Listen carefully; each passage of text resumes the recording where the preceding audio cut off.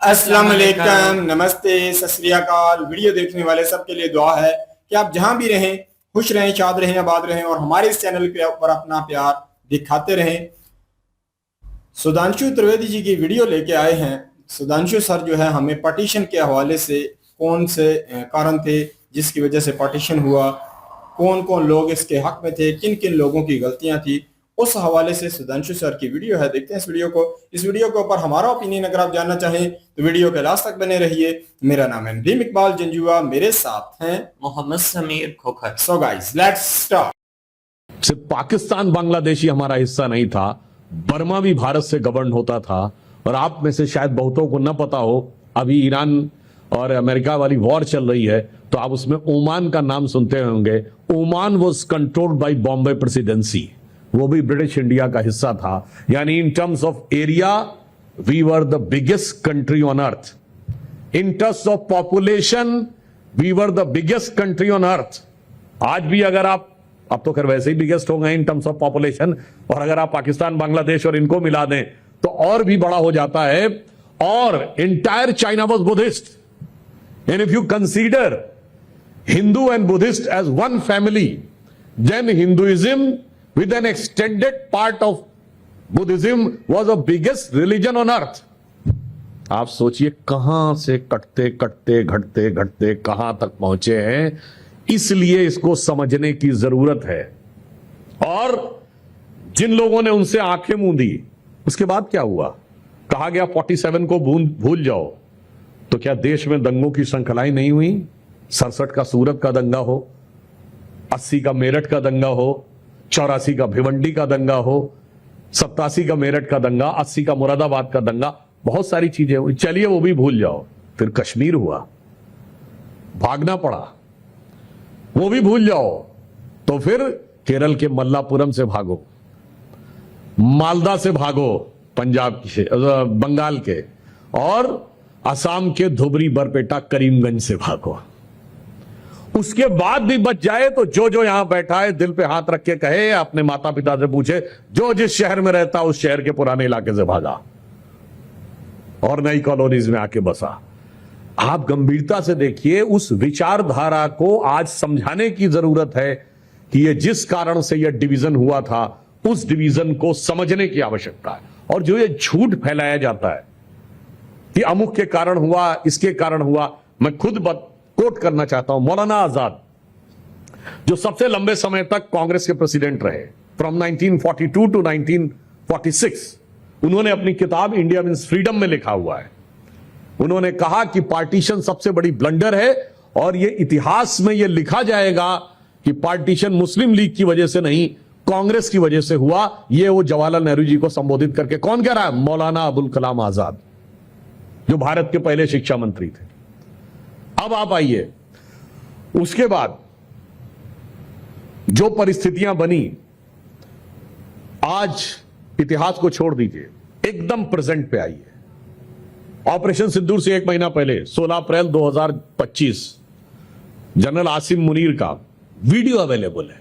क्या कहता है कि हिंदू और मुस्लिम दो नेशन थे, हम ये मानते हैं, हम साथ में नहीं रह सकते थे, इसलिए हमने डिवीजन कराया। और उन्होंने बोला कि दुनिया में दो ही रियासतें हैं जो कलमे की बुनियाद पे बनी, एक रियासत मदीना और एक रियासत पाकिस्तान। और उसके बाद सब लोग बैठे ताली बजा रहे थे। इस ताली की गूंज भी जिसको सुनाई ना पड़ रही हो तो उसे अपने कानों का इलाज कराना चाहिए। इसके बाद कोई कंफ्यूजन नहीं रह जाता है कि किसने पार्टीशन कराया और क्यों कराया। ये भी मैं बताना चाहता हूं, जो लोग ये बताने का प्रयास करते हैं, तो इसकी सबसे पहले शुरुआत कहां से आती है?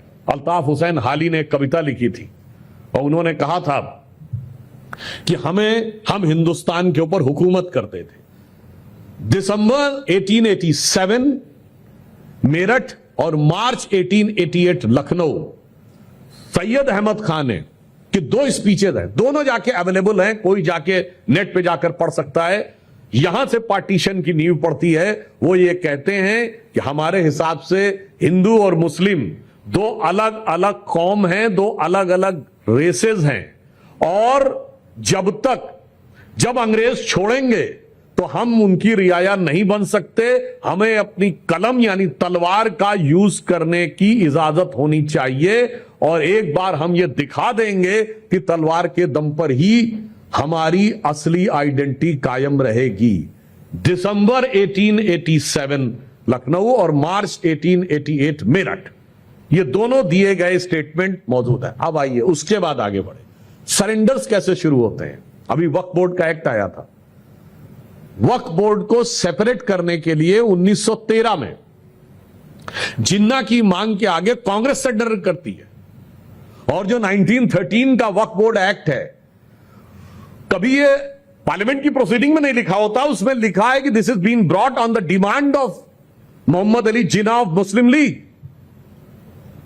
अब आइए उसके बाद आप धीरे धीरे सरेंडर करते हैं तो क्या होता है। 1916 लखनऊ कांग्रेस अधिवेशन।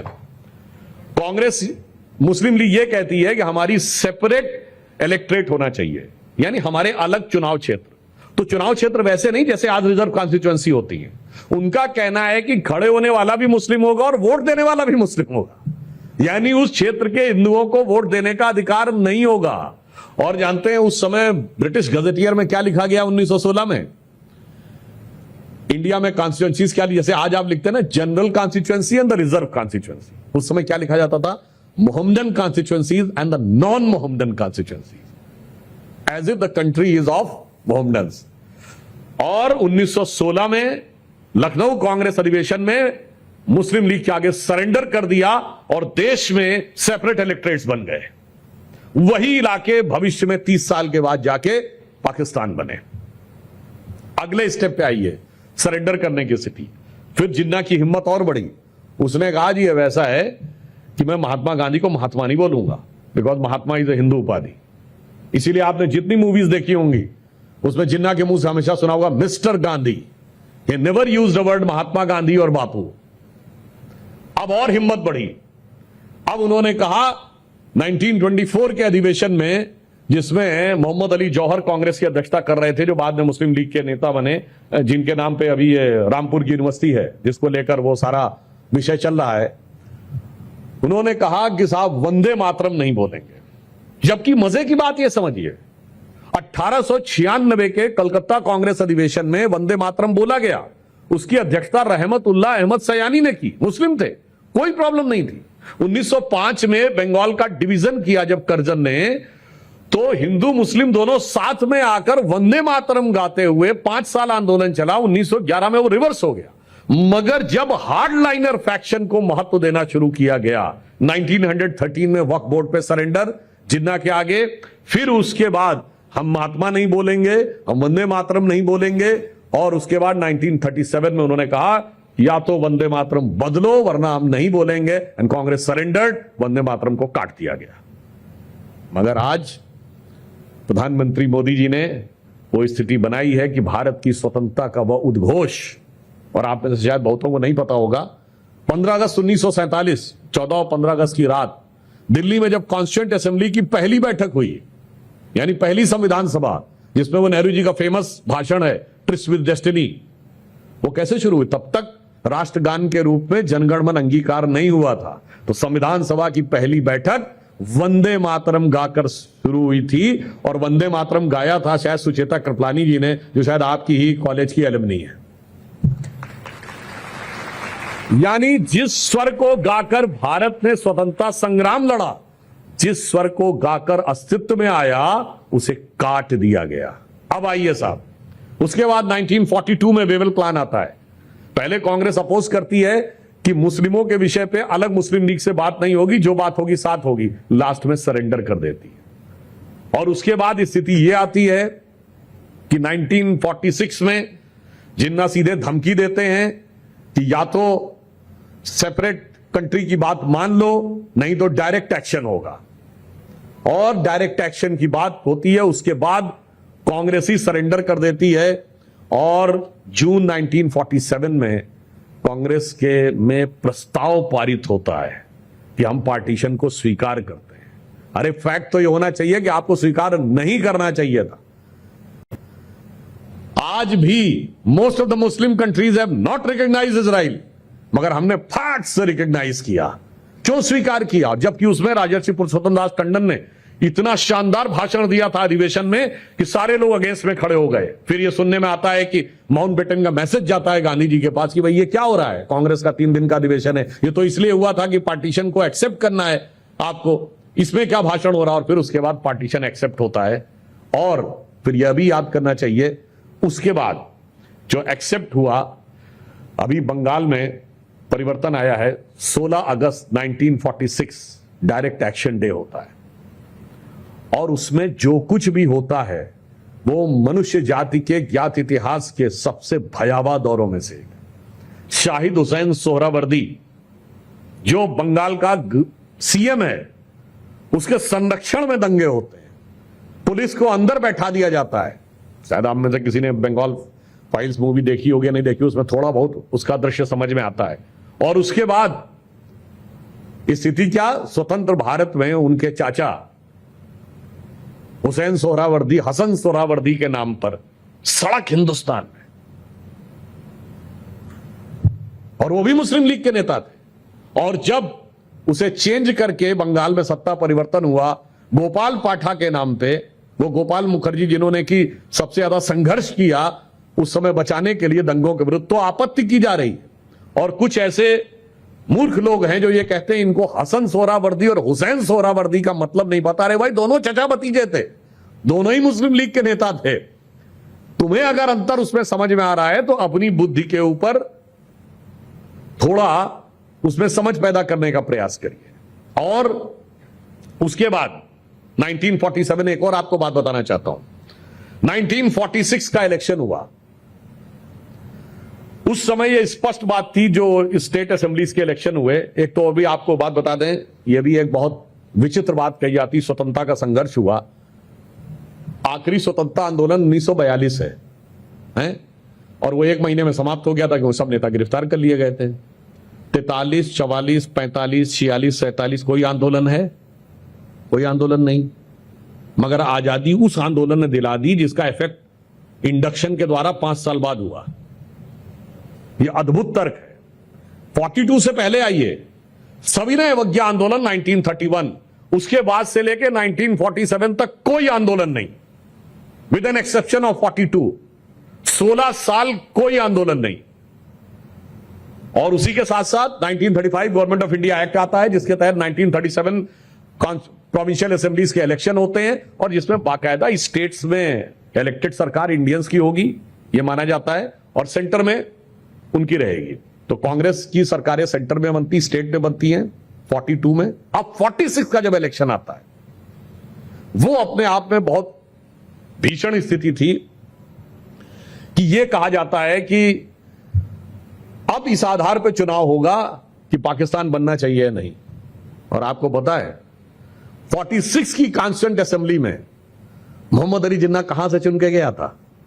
लाहौर से नहीं, रावलपिंडी से नहीं, कराची से नहीं, पेशावर से नहीं, ढाका से नहीं, चिटगांव से नहीं, बंबई से चुन के गया। बंबई की बायकुला सीट से कितना वोट मिला? 95%।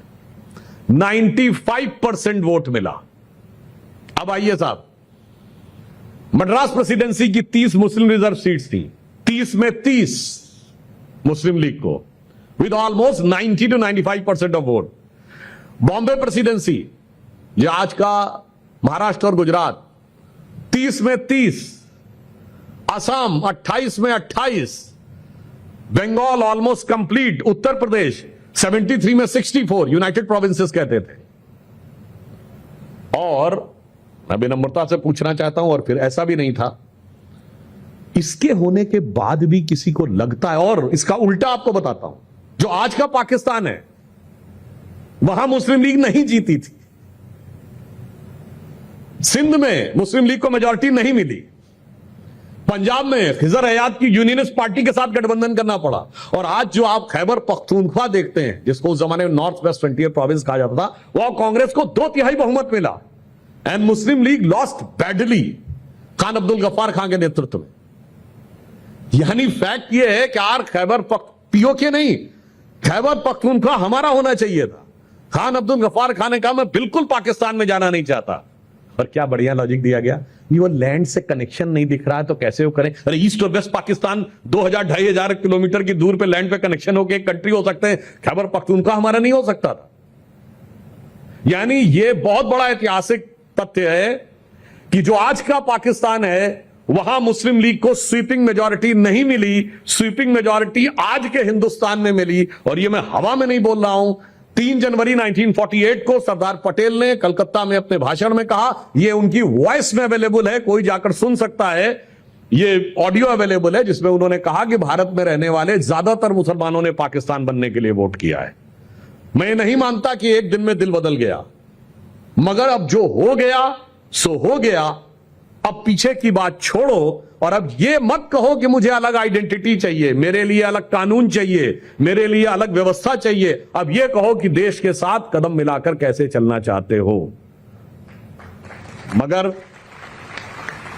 ये बात मानी नहीं गई और 27 अगस्त को 1947 को कॉन्स्टिट्यूएंट असेंबली में, ये जो कॉन्स्टिट्यूएंट असेंबली की डिबेट है, पार्लियामेंट की वेबसाइट पे आप जाके देखेंगे तो आप जाके पढ़ सकते हैं, फिर मुस्लिम लीग ने सेपरेट इलेक्टोरेट की मांग उठाई, यानी वही पृथक निर्वाचन क्षेत्र दे दीजिए, और कहा कि हम छोटे भाई हैं, आप बड़े भाई हैं, अगर आप दे देंगे तो अच्छा रहेगा। सरदार पटेल ने बड़े गुस्से में कहा कि अब छोटे भाई बड़े भाई की बात समाप्त कर दो, और फिर उन्होंने वही सेंटेंस रिपीट किया और कहा अब यह बात कहो कि साथ में आगे कैसे लेना है। और आज केरल में मुस्लिम लीग के 5 मंत्री हैं। तो यह कहेगा यह मुस्लिम लीग वो मुस्लिम लीग नहीं है जो जिन्ना की मुस्लिम लीग थी। तो याद करिए, मार्च 1949 में इंडियन यूनियन मुस्लिम लीग के संस्थापक मोहम्मद इस्माइल और पीके पोकर साहब बहादुर जिन्ना की मुस्लिम लीग के आजादी से पहले मद्रास प्रेसिडेंसी के अध्यक्ष थे। अगर जिन्ना को कायदे आजम कहा जाता था तो आज की इंडियन यूनियन मुस्लिम लीग के संस्थापक को कायदे मिल्लत कहा जाता था। और मैंने आपको बताया पूरी की पूरी सीटें जीती मद्रास प्रेसिडेंसी, वहां तो कोई पाकिस्तान नहीं गया। दुख की बात यह है, और अगर यह कहें कि यह वो मुस्लिम लीग नहीं है, भाई साहब फिर यह भी वो कांग्रेस नहीं है जो महात्मा गांधी वाली थी। यह भी 1978 में कांग्रेस आई के रूप में बनी है। अगर आप अपनी लीगेसी जोड़ते हैं तो सेम वही लीगेसी है। फिर आप कहेंगे चलिए ठीक है, वो सब जो था, मगर अब आगे क्या? मगर ये चीजें इसलिए याद करने की जरूरत है कि वो गलतियां बार बार दोहराई नहीं जानी चाहिए थी। मगर क्या हुआ? 1950 का दशक आया, देश का मुसलमान राष्ट्र की मुख्य धारा में मिलने को तैयार था। किसी मुस्लिम ने डिमांड नहीं की कि मेरे लिए अलग एजुकेशन इंस्टीट्यूशन चाहिए। नेहरू जी ने कहा लो मदरसा हम दे देते हैं। अरे डिमांड ही नहीं थी, आपने सप्लाई कर दिया। इवन यहां तक की स्थिति यह थी, अगर आप उस समय याद करिए, हम लोगों से तो बहुत, हम लोगों के ग्रैंड फादर्स और उनकी या मदर फादर को भी याद होगा, सुना आप लोगों ने, सबको होगा, उस समय कितने ही मुस्लिम कलाकार, उनको कोई परहेज ही नहीं था हिंदू नाम से फिल्म में आने में। भाई दिलीप कुमार कौन थे? यूसुफ खान। अजीत कौन थे? हामिद अली। जॉनी वाकर कौन था? बदरुद्दीन। मधुबाला, मीना कुमारी। यानी उनको कोई समस्या नहीं थी नाम भी रखने में। यहां तक कि आपने सुना हो 50 के दशक का बड़ा फेमस भजन है, मन तरपत हरि दर्शन को आज, मोरे तेरे बिन बिगड़े सगरे काज। किसने गाया है? मोहम्मद रफी ने। म्यूजिक किसने दिया है? नौशाद अली ने। लिखा किसने है? शकील बदायूनी ने। तो आप कल्पना कर सकते हैं, मन तड़पत हरि दर्शन को आज, मोरे तेरे बिन बिगड़े सगरे काज। ये लिखने वाला, संगीत देने वाला, गाने वाला तीनों मुस्लिम नहीं। फिर आगे बढ़े, 60 का दशक आया, इंदिरा जी ने कहा लो हम पर्सनल लॉ बना देंगे। फिर उसके बाद 80 का दशक आया, राजीव गांधी जी ने कहा हम शाबानो केस लाके सुप्रीम कोर्ट से ऊपर शरिया को कर देंगे। फिर पीवी नरसिम्हा राव जी आए, 1995 का वक्फ बोर्ड एक्ट ला देंगे, प्लेसेस ऑफ वर्शिप एक्ट ला देंगे। और फिर जो कुछ मनमोहन सिंह जी के जमाने में हुआ वो आपको सबको पता है। तो मैं कहना चाहता हूं, हकीकत में इस सांप्रदायिक विचारधारा को बढ़ाने में भारत के नेताओं का ज्यादा बड़ा रोल रहा। शायद मुस्लिम समाज तो उस समय राष्ट्र की मुख्य धारा में आने को तैयार था। और मैं कोट करके कहता हूं, के मोहम्मद साहब जो बहुत बड़े आर्कियोलॉजिस्ट हैं, आर्कियोलॉजिकल सर्वे ऑफ इंडिया में बहुत बड़े ऑफिसर रहे, ज्वाइंट डायरेक्टर रहे, और 1976 में जो एक्सकवेशन हुआ राम मंदिर में उसको वो लीड कर रहे थे। उन्होंने अपनी किताब में लिखा है, और ये बात भी प्रूफ के साथ बोल रहा हूं। 22-23 दिसंबर 1949 को श्री रामलला विराजमान प्रकट हुए, और सुन्नी सेंट्रल वक्फ बोर्ड ने लगभग 12 साल तक कोई रिट नहीं दायर की। सुन्नी सेंट्रल वक्फ बोर्ड दिसंबर 1961 में मुद्दई बना। क्यों? क्योंकि टाइटल सूट का रूल होता है कि अगर 12 साल तक आपने क्लेम नहीं किया तो your claim will be forfeited. 12 साल पूरा होने में केवल 11 दिन रह गए थे। क्यों नहीं किया 11 साल 11 महीने तक? के मोहम्मद साहब ने लिखा है, चूंकि मुस्लिम समाज के अंदर यह विचार था कि हमें इस पे दावा नहीं करना चाहिए, हमें छोड़ देना चाहिए। हिंदुओं के लिए इस स्थान का बहुत महत्व है, हमारे लिए कोई महत्व नहीं है। काल लगभग सब लोग ये मान रहे थे, मगर तब सेकुलरिस्ट लेफ्टिस्ट उन्होंने जा के उनको समझाया, कहा नहीं नहीं तुम्हारा केस मजबूत है, तुम्हें लड़ना चाहिए। और वो दिसंबर 1961 में जाके सुन्नी सेंट्रल वक्फ बोर्ड उसमें क्लेमेंट बन जाता है जाके। और उस क्लेम में लिखा क्या है, अगर आप में से किसी ने पढ़ा हो, we are appearing on the behalf of the mosque made by foreign invader Babur in the 16th century. स्वतंत्र भारत के इतिहास में कोर्ट में पिटीशन दायर होती है जो ये कहती है कि एक विदेशी आक्रमणकारी के द्वारा बनाए गए ढांचे के बचाने के लिए हम कोर्ट में खड़े हैं। अद्भुत। इसलिए आज की स्थितियों में यह आवश्यकता है कि उस हकीकत को समझें। एक जो दूसरा आदर्श है उसको क्यों नहीं देखते? ये आज स्थिति क्या आई कि जब हम लोग भी बच्चे थे, या और उससे पहले की बात देख लें 60 और 70 के दशक में, तो मुस्लिम समाज की पहचान क्या होती थी? बड़े बड़े शायर, बड़े बड़े गीतकार, कलाकार, मजरूर सुल्तानपुरी, हसरत जयपुरी, साहिर लुधियानवी, जोश मलियाबादी, कैफी आजमी, जिगर मुरादाबादी, अकबर इलाहाबादी। और आज कहां जाके पहुंचा दिया कि उन सबको छोड़ दिया समाज ने। आज राजनीति ने कहा कि उसकी पहचान क्या है, कहते हैं उसकी पहचान है अफजल गुरु, याकूब मेनन, जाकिर नायक, इशरत जहां। किसने बनाया यह पहचान? मैं विनम्रता से पूछना चाहता हूं, इस देश की आजादी के बाद भारत का पहला गैलेंट्री अवार्ड विनर कौन था? आर्मी का ब्रिगेडियर मोहम्मद उस्मान।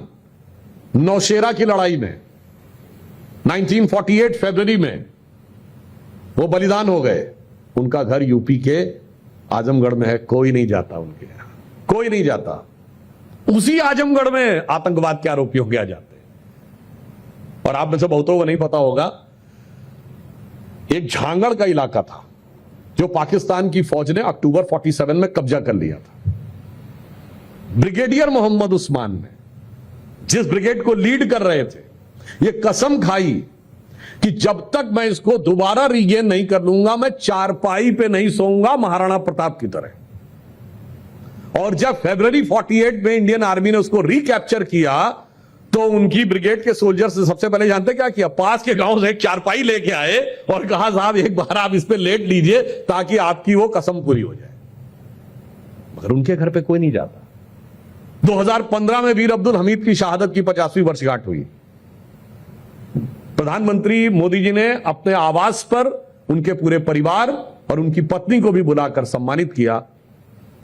बहुत ही जी जबरदस्त लगा। सुधांशु त्रिवेदी जी जो है बड़े ही कह लो कि नॉलेजेबल व्यक्ति हैं, और हम अगर इन्हें कहें कि इतिहास के बारे में हमसे ज्यादा और बेहतर ये जानते हैं तो बिल्कुल गलत नहीं होगा। और इतिहास जिस लेवल पे कह सकते हैं कि हिंदू लोग पढ़ते हैं, नेगेटिविटी जो होती है उसको मेरे ख्याल में मैं देखता हूं कि इंडियन लोग, हिंदू लोग जो है इस चीज को परे रखते हैं और हकीकत को सामने रखते हैं। ये मैंने ज्यादातर देखा है। इसी माध्यम से मैं इस वीडियो के ऊपर ना रिएक्ट करूंगा कि सुधांशु त्रिवेदी जी ने आज एक नया सिनेरियो हमारे सामने रखा है। हम सभी यही समझते थे कि कांग्रेस थी और मुस्लिम लीग थी, और मुस्लिम लीग जो है इसके बारे में ही बहुत ज्यादा चर्चा की जाती है कि इन्होंने ऐसी स्थितियां बनाई हैं जिसकी वजह से ये मुल्क जो है दो हिस्सों में बांट दिया गया था, दो हिस्सों में बढ़ गया था। और हमने भी कहीं ना कहीं ये सुना है कि मुस्लिम लीग जो है बहुत ज्यादा साजिशें करती रही, और जिसकी वजह से जो है एक ऐसा कह लो कि वहां माहौल बन गया था जिसकी वजह से इकट्ठा रहना जो है मुमकिन नहीं रहा था। बाकी अगर आज सुधांशु त्रिवेदी जी की इन बातों को आगे रखें और समझें तो कहीं ना कहीं दो पार्टियां जो इंडिया में बहुत बड़ी थी, एक कांग्रेस थी, एक मुस्लिम लीग थी, तो इन दो पार्टियों में जो ताकतवर था, जिसके पास वोट बैंकिंग बहुत तगड़ी थी, बहुत कह लो कि उसके पास एक पावर थी, वो तो झुकती चली गई। देखो 1916 से इन्होंने हमें बताना शुरू किया है कि 1916 से लेकर 1946 तक जब इसमें बीच में कितनी बार कांग्रेस ने झुकाव किया, झुक गए मुस्लिम लीग के आगे, जो बातें ना मानने वाली थी वो बातें मानते गए। मैं इसी वजह से जो है ज्यादा मैं कहता हूं, मैं भी आज जो है कहीं ना कहीं गुस्सा अगर मुझे है तो वाकई अगर देखा जाए तो कांग्रेस के ऊपर है। आज जो कुछ भी हमारे साथ पाकिस्तानियों के साथ यहाँ बीत रहा है, तो इसका फिर तो सच्ची बात में कहा जाए तो ये तो कांग्रेस ही कह लो कि जिम्मेदार है। आज हम जो है इतनी मुश्किल स्थिति से गुजर रहे हैं, हमारा कह लो कि विभाजन करवाने में, हम तो देखें पाकिस्तान में ही पैदा हुए, पाकिस्तान में ही हमने, यहाँ एरिया ही हमारे बड़े कहते हैं कि हमारा था, तो हमने हिजरत नहीं की, तो हम पार्टीशन के साथ जो है यहाँ आ गए हैं, यहाँ के हो गए हैं। बाकी आज हालात इस लेवल के हैं कि यहाँ गुर्बत और फाके की कह लो कि एक कशमकश जो है चल रही है। बहुत हालात टाइट है पाकिस्तान के, गुर्बत के कह लो कि हर तरह डंके बज रहे हैं। जो हालात बने हैं वो इंडियन लोगों को हमारे से भी हो सकता है बेहतर तरीके से पता हो, क्योंकि आपकी इतनी ज्यादा नजर है कि पाकिस्तान में क्या चल रहा है, तो आप बेहतर जानते हैं। तो ये सारा कुछ मेरे ख्याल में फिर हमें जो कोसना चाहिए, कायदे आजम को भी कर लेना चाहिए। बाकी इसके साथ कांग्रेस को अगर देखा जाए तो जितनी बार वो झुके हैं, तो ये मुल्क जो है इसी वजह से दो टुकड़ों में बांटा गया। अगर देखा जाए, यकीन करें, कांग्रेस और गांधी जी और ये सारे यकीन करें इतने पावरफुल लोग थे, इतनी पॉपुलैरिटी इनको इंडिया में मिली थी, तो ये अगर अच्छा स्टैंड लेते, ये अच्छा सिनेरियो क्रिएट करने की कोशिश करते, जो कह सकते हैं कि मैंने कई इंडियन लोगों को सुना है कि वक्ती तौर पर इनको कहीं ना कहीं जो है किसी भी तरीके से राजी कर लिया जाता तो ज्यादा बेस्ट था। वो जो कहता है ना कि कहीं ना कहीं जो एक जिद्दी बच्चा होता है ना, तो वो उसकी जिद एक थोड़ी देर के लिए होती है। जब उसको एहसास होता है कि माता पिता गलत नहीं है, माता पिता सही कह रहे हैं, तो वो बंदा पछताता है कि मैं जो है अपने माता पिता के अगेंस्ट गया और मैंने गलती की, माता पिता सही समझते थे, उनका तजर्बा ज्यादा था।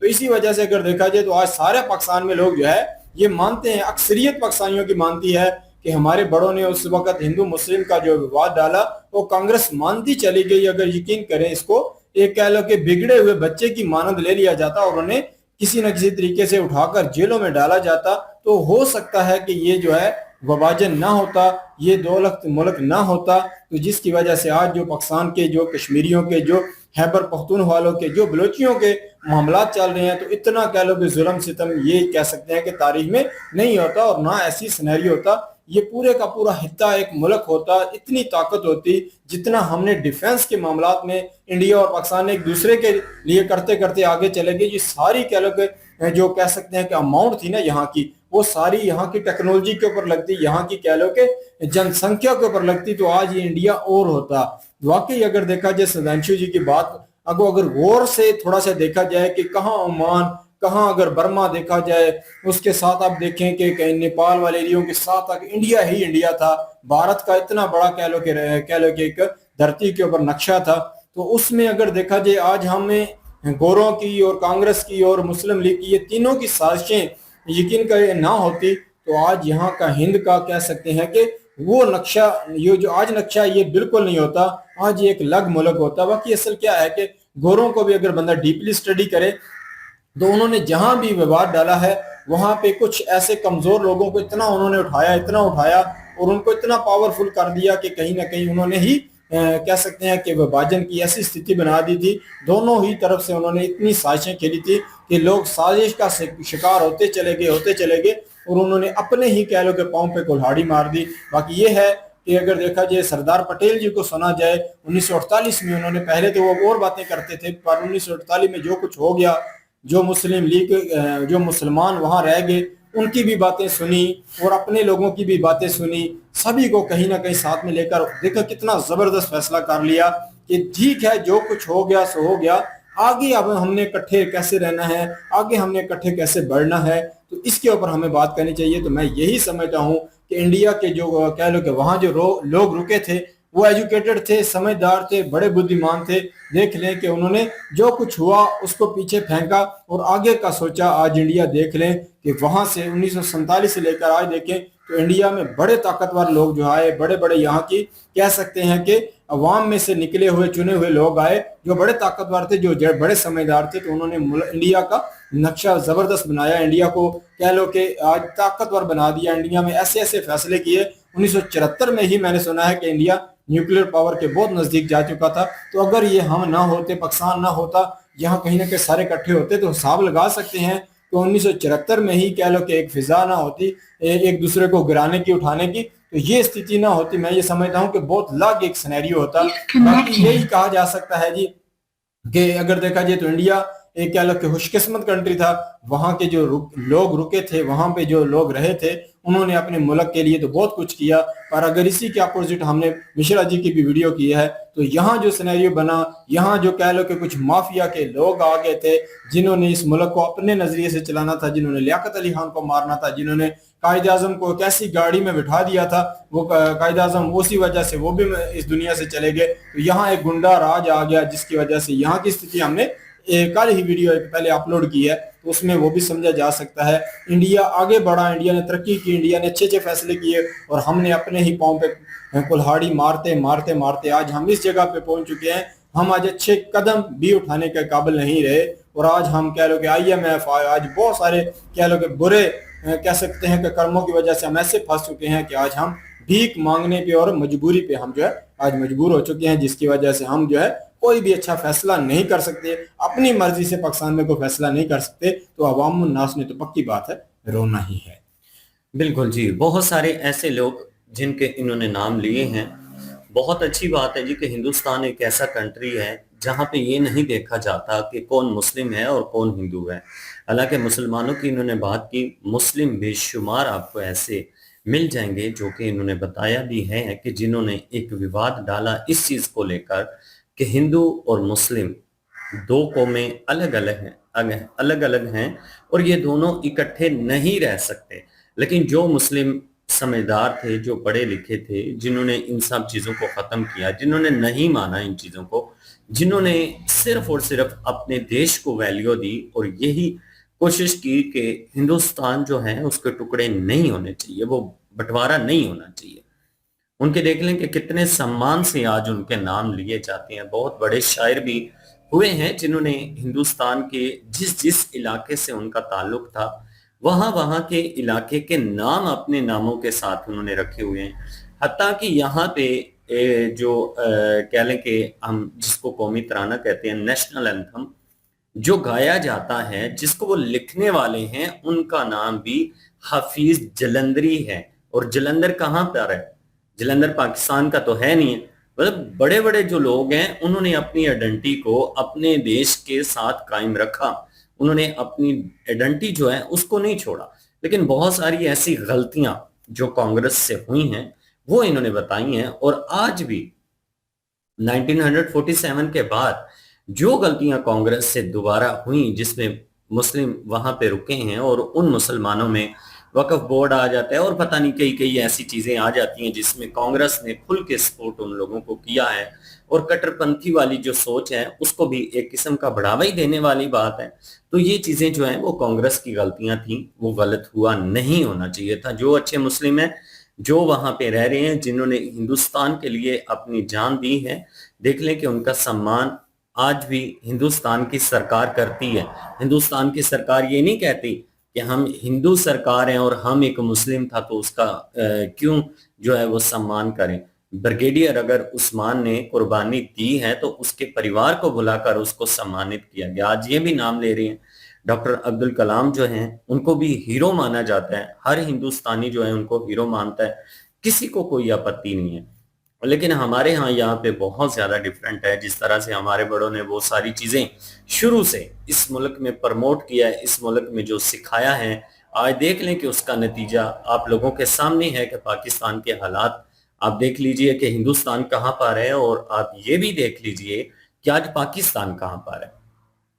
और बड़ी ही नई जानकारी जो है वो जानने के लिए मिली है कि खान अब्दुल गफ्फार खान का इन्होंने कहा कि खैबर पख्तूनख्वा के जो कबाइल हैं उनका वो सरदार हुआ करता था और उसने इस विभाजन को माना ही नहीं। पहली बात तो है माना ही नहीं, दूसरी बात यह है कि अगर माना है तो वो पाकिस्तान के साथ नहीं आना चाहते थे। और मैंने तो सुना है कि अब मैं पाकिस्तान में बैठा हूं, थोड़ा लिमिटेड ही बोलना पड़ेगा, लेकिन फिर भी मैंने ये सुना है कि बलोच जो हैं उन्होंने भी एतराज किया था, वो भी नहीं आना चाहते थे।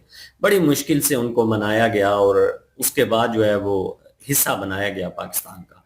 तो ये चीजें आज भी बलोच जो हैं वो मानते हैं कि आप लोगों ने हमें मिन्नतें और समाजतें कर करके अपने साथ लगाए, तो उसका रिजल्ट आज ये है कि आप हमारे खिलाफ हैं और आप हमें गद्दार कहते हैं, खैबर पख्तूनख्वा को भी गद्दार कहते हैं। तो ये चीजें जो है ना, आज वो बीज जो 1947 में बोया था ना, आज उसका रिजल्ट यहाँ पे आना शुरू हो गया। देखें, जो चीजें भी होती हैं ना उनको बड़ा ध्यान से करना पड़ता है। अगर हिंदुस्तान में ये चीजें नहीं हुई तो आज हिंदुस्तान तरक्की करे। अगर पाकिस्तान में ये चीजें हुई हैं, शुरू से ये नैरेटिव फैलाया गया कि सिर्फ और सिर्फ मुसलमानों को हक है लीडरशिप करने का, इसके अलावा किसी दूसरी कौम को नहीं है, तो देख लें कि मुसलमानों ने क्या ही उखाड़ लिया यहाँ पे। कभी आपने सुने कि कोई पाकिस्तान में साइंसदान पैदा हुआ, कोई पाकिस्तान में बड़ा डॉक्टर, कोई पाकिस्तान में बड़ा इंजीनियर, किसी ने कोई बड़ा कार्य किया हो? आपको हिंदुस्तान में बेशुमार ऐसे लोग मिल जाएंगे जिन्होंने बहुत बड़े बड़े कार्य करके दिखाए हैं, और वो चाहे हिंदू हैं, चाहे मुस्लिम हैं, चाहे सिख हैं, चाहे ईसाई हैं, चाहे कुछ भी हैं, आज उनका नाम लिया जाता है और उनको हीरो माना जाता है। ये फर्क है हिंदुस्तान में और पाकिस्तान में। बिल्कुल। जो साथ में अगर बात कीजिए ब्रिगेडियर उस्मान की जो बात इन्होंने सुनाई है, पहले नहीं सुनी, कि उन्होंने कह सकते हैं कि एक एरिया जहां पाकिस्तान ने कब्जा कर लिया था, तो उस इंडिया के एरिया के लिए वो इतना सिंसियर थे, मुस्लिम थे। उन्होंने कहा कि जब तक मुझे कहीं ना कहीं ये एरिया वापस मैं कैप्चर नहीं करता, मैं चारपाई के ऊपर नहीं मतलब सोऊंगा।